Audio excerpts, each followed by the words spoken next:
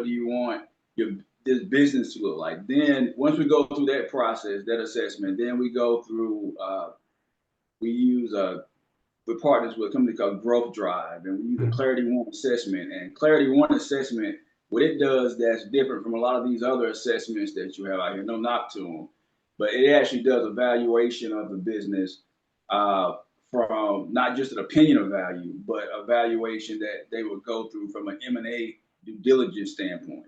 So not just from SBA valuation, or not just a valuation, say if they were going through an estate planning, but a more holistic valuation and view of their company from the inside out if it was to go to the market tomorrow and they had to survive an M&A due diligence from an attorney. So with that assessment, with those numbers, we help them to identify their value gaps in the business, their wealth gaps with themselves, but also we help them kind of de-risk and show where their risks are at, and also show what they could be missing because these key things are in place, from a transferability to a valuation standpoint, to a multiple standpoint, to a key employee loss standpoint, but also again to that personal standpoint. Can this business, or what would it look like for this business, which is majority of the time of founders or owners, 80% of their net worth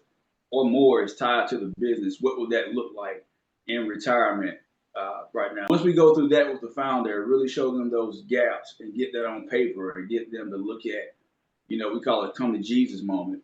Actually look at the real numbers.